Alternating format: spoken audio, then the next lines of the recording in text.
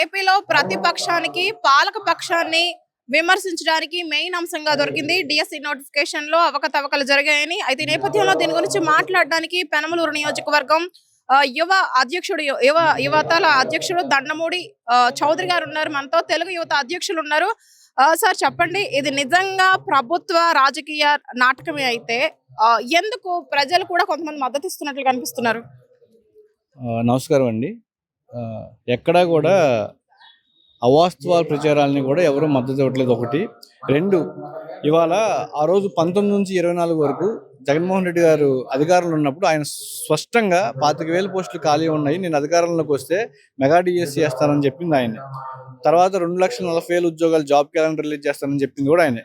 19 నుంచి 24 వరకు ఒక్క జాబ్ క్యాలెండర్ అంటే ఒక్క జాబ్ క్యాలెండర్తో పాటుగా ఒక్క డిఎస్సి కూడా ఇవ్వని ఘనత కూడా జగన్మోహన్ రెడ్డి గారు. వీళ్ళు యువత నిరుద్యోగులు పడుతున్న కష్టం రీత్యా ఆ రోజు నారా లోకేష్ గారు మన యువనాయకుడు యువగలం పాదయాత్రలో మేము రేపు అధికారంలోకి వచ్చిన తర్వాత మెగా డిఎస్సి చేస్తామని చెప్పని అన్నారు.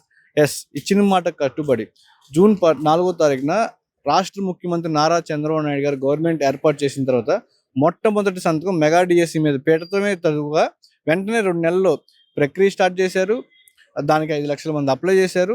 అందులో 3 లక్షల మంది ఎగ్జామ్ రాస్తే 16,300-400 పోస్టులు ఇచ్చిన ఘనత నారా చంద్రబాబు నాయుడు గారిదండి. సో ఎంత పారదర్శకంగా జరిగింది. దీన్ని వైసీపీ ఏదో ఒక ఫేక్ ప్రచారానికి పూనుకుని చాలా సహజం.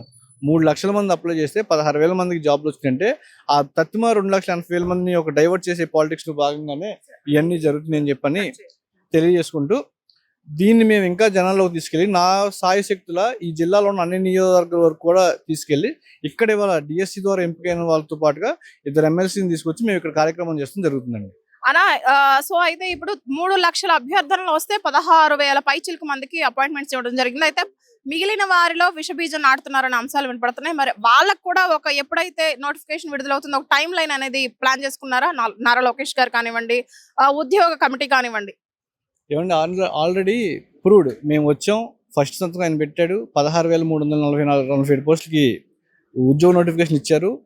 148 రోజుల్లో పారదర్శకంగా చేసి సిబిటి కంప్యూటర్ బేస్డ్ టెస్ట్ ఆధారంతో దీన్ని ప్రక్రియ చేసి వాళ్ళందరికీ పోస్టులు ఇస్తున్నది.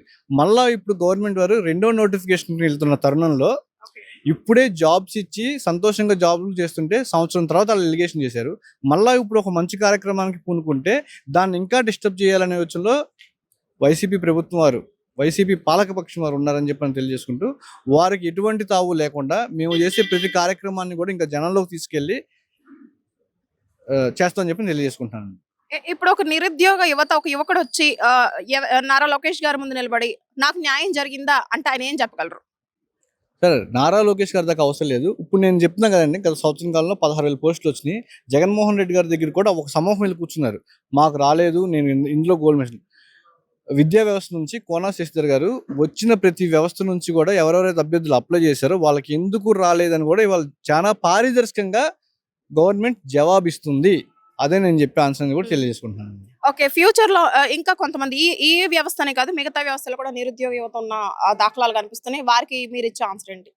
సరే, ఒకటండి, ఇవాళ గవర్నమెంట్లో టెట్ కావచ్చు, డిఎస్సి కావచ్చు, బీఈడి కావచ్చు, ఎలా అయితే మన గవర్నమెంట్ వారు అప్లై చేసి వాళ్ళకి ఇస్తున్నారో దాంతోపాటుగా ప్రైవేట్ భాగస్వామ్యంలో భాగంగా కూడా అనేక పరిశ్రమలు తీసుకొచ్చే యోచనలో కూడా గవర్నమెంట్ ఉంది. మన ఆల్రెడీ సిసిటీ ద్వారా కానివ్వండి, రాయల్ ఎన్ఫీల్డ్ కానివ్వండి, ఇవన్నీ వస్తున్నాయి. సో 20 లక్షలే జాబ్లు కలగజేసే యోచనలో గవర్నమెంట్ ఉంది. దాని తరువాత కూడా ప్రభుత్వాలు చర్యలు తీసుకుంటారని కూడా తెలియజేస్తుంది. ఫైనల్ క్వశ్చన్ అండి, అసలు పేపర్ లీక్ అయిందా లేదా? అవ్వకపోతే ఎందుకు ఇదే పాయింట్ వాడతారు వాళ్ళు రిపీటెడ్ గా ప్రతిపక్షం? సేమ్ ఒకటేనండి, ఈ గుడ్డ కాల్సి మా మొహం మీద వేసి వాళ్ళు మమ్మల్ని తుడుచుకోమని చెప్పి వైసీపీ వారు చెప్తున్నారు. సార్, ఒకటి నేనే వాళ్ళని క్వశ్చన్ చేస్తున్నా.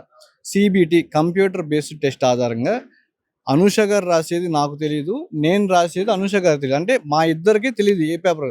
దగ్గర 3,000 నుంచి 30,000 క్వశ్చన్ పేపర్లు తయారు చేస్తే వన్స్ అది సిస్టంలోకి వెళ్ళిన తర్వాత ఎవరికి ఏ క్వశ్చన్ వస్తుందని చెప్పి తయారు చేసడానికి కూడా తెలియదండి, సెట్. సో అంత పారదర్శకంగా చేసినా కూడా మీరు ఇవాళ దుమ్మెత్తిపోస్తున్నారంటే దానికి మీరు ఎంత నిజాయితీగా నిస్సిగ్గుగా మాట్లాడుతున్నారు అనేది కూడా మీరే తెలుసుకోవాలని చెప్పి కూడా తెలియజేసుకుంటూ ఒక్క మాట అయితే చెప్తున్నాం. ఎవరైతే నీతిగా నిజాయితీగా ఎన్నుకోబడ్డారో వాళ్ళందరి తరఫున కూడా మీరు వైసీపీ వారు ఇవాళ చేస్తున్న ఫేక్ ప్రచారాన్ని ఖండిస్తూ వాళ్ళకి క్షమాపణ చెప్పాలని కూడా తెలియదు జిల్లా తరఫున దండమూడి చౌదరి డిమాండ్ చేస్తున్నారండి. Thank you. సో ఇదండి పాలక పక్షం అనేది ప్రతిపక్షం చేస్తున్న డిఎస్సి నోటిఫికేషన్స్ గురించి చేస్తున్న వాదనని తీవ్రంగా ఖండిస్తుంది. ఒక స్టూడెంట్ కి ఇంకో స్టూడెంట్ కి వచ్చే సెట్స్ లోనే ఏ కంపారిజన్ లేదు. అలాంటప్పుడు పేపర్ లీకేజ్ అనేది మీరు చేస్తున్న వ్యంగ్య ప్రచారం ఎంతవరకు నిజాయితీగా ఉంది అని కూడా ప్రశ్నిస్తుంది. అంతేకాకుండా యాక్చువల్ గా నోటిఫికేషన్ రిలీజ్ అయ్యి ఉద్యోగాలు వచ్చిన 1 year కి ఇలా చేయడం ఏంటి అని హాస్యాస్పదంగా తీసుకుంటున్నారు. సో చూద్దాం నిజంగా దీనిలో గట్టి వాదన ఉందా, నిజంగా ప్రతిపక్షం చేస్తున్న వాదన నిజంగా ప్రజలకు న్యాయం కల్పించేలా ఉందా లేదా రాజకీయ కోణంలోనే ఉందా అనేది వేసి చూద్దాం. సో వీడియో జర్నలిస్ట్ కిరణ్ తో అనుష, ఆంధ్రప్రభ, ఉయ్యూరు నుంచి.